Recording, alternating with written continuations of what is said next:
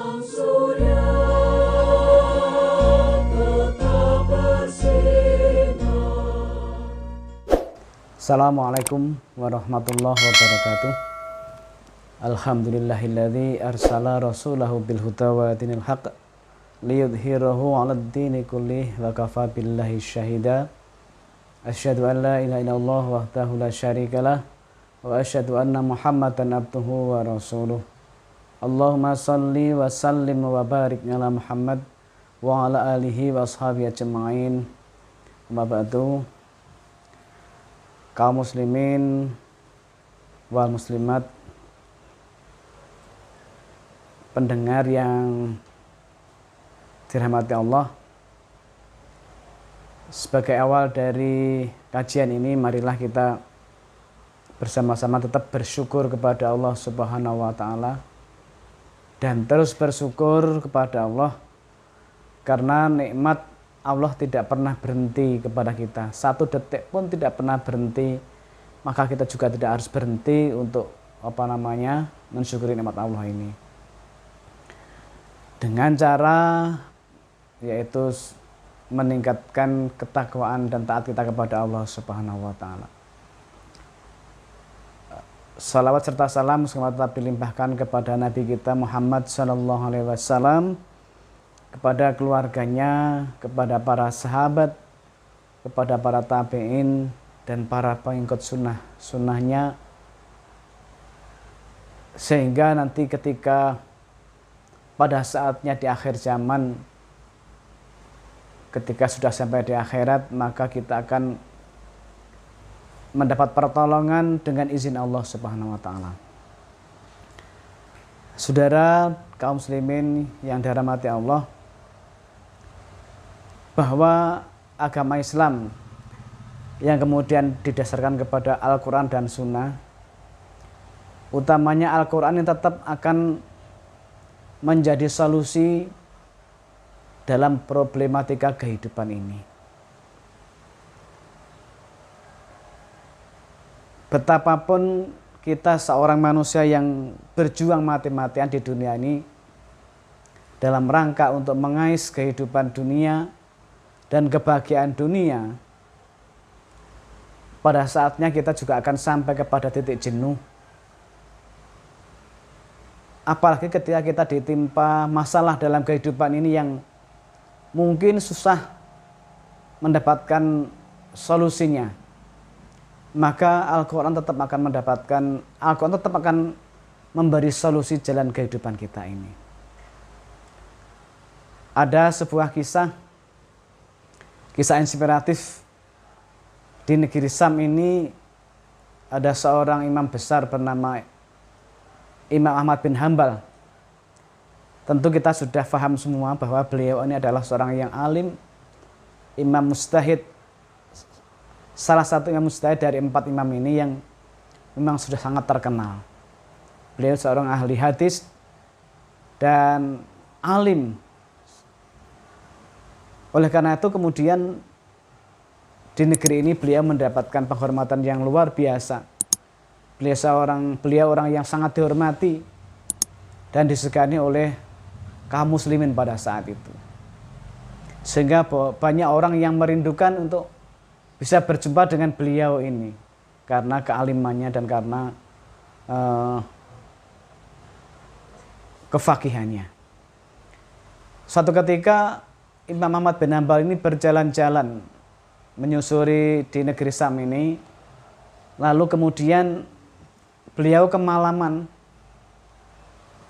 di sebuah tempat, di sebuah masjid begitu.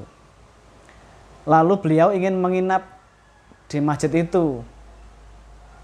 Lalu kemudian tiba-tiba takmir masjid menghalau. Artinya bahwa tidak boleh siapapun juga tidur di masjid ini, termasuk Imam Ahmad bin Hanbal ini. Dan karena belum diketahui kalau beliau ini Imam Ahmad bin Hanbal, kemudian diusir dari masjid itu. Lalu beliau pindah ke teras masjid, ingin tidur di teras itu. Tapi lagi-lagi kemudian diusir oleh takmir masjid ini. Tidak boleh untuk tidur di masjid ini walaupun di teras. Lalu Imam Ahmad bin Hambal ini kemudian keluar dari masjid. Di sana ada seorang yang penjual roti itu. Lalu menghampirinya, kemudian bilang, "Assalamualaikum." "Waalaikumsalam." "Iya Bapak, apa yang perlu saya bantu?" kata bakul roti tadi. "Iya, saya kemalaman saudara. Bolehkah saya menginap di rumahmu?" Gitu kata Imam bin Hambal. "Karena saya tadi di masjid sana diusir oleh takmir karena nggak boleh tidur di sana." "Oh, monggo silakan. Monggo Pak." Nah, kemudian disiapkanlah tempat yang istimewa kepada Imam Ahmad bin Hambal ini. Tapi bakul roti ini belum tahu kalau yang diajak bicara ini adalah Imam Ahmad bin Hambal. Lalu ketika Imam Ahmad bin Hambal duduk di belakang bakul roti tadi, apa yang dilakukan? Beliau mengamati bakul roti tadi. Bakul roti tadi mengamati bahwa apa yang dia lakukan, dia bibirnya komat kamit gitu. Setiap saat tidak pernah berhenti komat kamit itu. Kemudian ditanya, "Wahai bakul roti, Bapak, apa yang kau ucapkan? Sejak tadi saya duduk di sini sampai sekarang kamu komat kamit itu." Nah, kemudian menjawablah bakul roti tadi, "Iya, saya ini adalah seorang pedagang roti di sini sudah lama sekali. Setiap saat dan setiap kali detik pun saya tidak pernah berhenti menyebutkan astagfirullahaladzim, minta ampun kepada Allah, atau istighfar." Lalu kemudian dengan istighfar ini, maka apapun yang saya impikan, apapun yang saya cita-citakan semua tercapai. "Oh gitu ya." "Iya, alhamdulillah. Tapi satu yang belum tercapai." "Apa?" "Saya ingin ketemu imam saya bernama Imam Ahmad bin Hambal. Seorang yang soleh itu yang saya rindukan. Saya bisa bertemu dengan beliau itu." Lalu betapa terkejutnya Imam Ahmad bin Hambal. Pak, ternyata saya datang ke sini ini karena istighfarmu gitu ya." "Lah kok gitu gimana?" "Lah sanyalah Imam Ahmad bin Hambal yang kau rindukan itu." Masya Allah dan subhanallah. Ternyata Allah mengabulkan apa yang dia inginkan untuk ketemu orang alim ini ya Mas. Kemudian berangkumlah. Artinya berarti beliau cita-cita yang diinginkan tadi akan tercapai dengan istighfar itu. Lalu di kisah yang lain juga dikatakan bahwa ada seorang ulama besar bernama Hasan al-Basri. Itu adalah juga ulama yang sangat tersohor dan alim. Dan beliau adalah seorang yang terkenal dengan wira ini. Nah, suatu ketika halakoh dengan para santrinya, tiba-tiba datang seorang yang ingin minta solusi dalam kehidupannya. "Apa?" pertanyaannya. "Wahai Syekh, saya ini adalah datang dari negara sana, jauh dari sana." Apa problemmu?" "Saya ingin mengadukan problem saya bahwa di tempat saya ini sedang terjadi namanya paceklik. Kalau bahasa Jawanya adalah larang pangan gitu. Kemudian saya minta fatwa dan solusi apa yang harus saya lakukan gitu." Lalu Hasan al-Basri ini menjawab, "Wahai sahabat, minta ampunlah kepada Allah dengan istighfar yang sebanyak-banyaknya. Insya Allah problemmu akan teratasi." Lalu tidak berapa lama lagi datang lagi seorang yang datang untuk mencari solusi kepada Hasan Basri ini. "Wahai Syekh, saya punya problem kehidupan." "Apa problemmu wahai saudara?" "Saya ini sudah nikah berpuluh-puluh tahun. Sudah lama saya mengimpikan ingin punya keturunan, punya anak. Tapi sampai saat ini saya belum memiliki anak atau keturunan. Wahai saya minta nasihat dan minta sebuah doa agar saya bisa memiliki anak ini." Lalu kata Hasan al-Basri, "Wahai sahabat, Silahkan Anda beristighfar sebanyak-banyaknya, minta ampun kepada Allah. Insya Allah kalian akan mendapatkan dan dikaruniai anak oleh Allah. Lalu pergilah orang yang kedua tadi, orang yang nggak punya anak. Lalu orang yang ketiga sama, datang lagi. Wahai Syekh, saya punya problem. Apa problemmu saudara? Saya ini seorang petani, seorang pengusaha tani, dan beberapa tahun-tahun ini saya fuso. Artinya apa? Fuso tidak panen itu. Berkali-kali gagal saya dalam rangka untuk menanam dan bertani ini. Lalu saya minta solusi apa? Seharusnya apa yang saya lakukan itu. Kemudian dijawablah oleh Syekh Al-Hasan Al-Basri, istighfarlah sebanyak-banyaknya, insya Allah kamu sukses nanti dalam pertanyaan. Begitulah kebijakan dan begitulah kearifan seorang ulama besar Hasan Al-Basri kepada orang-orang yang punya problem dalam kehidupan. Lalu menghampirilah santrinya, wahai Syekh, saya tadi mendengarkan ada 3 orang mengadu kepada Syekh untuk minta solusi dalam kehidupan ini. Lalu kemudian jawabannya hanya satu, beristighfarlah, minta ampunlah kepada Allah. Kemudian dengan di ketiga yang masalah yang berbeda ini jawabannya hanya satu. Sebenarnya gimana wahai Syekh, apa dasarnya itu? Wahai para santri-santri saya, coba kalian buka Al-Quran surat Nuh ayat 10 sampai ayat 13. Jadi dengan kearifan, dengan kebijakan yang luar biasa dari Hasan Al-Basri ini, bahwa dalam kehidupan ini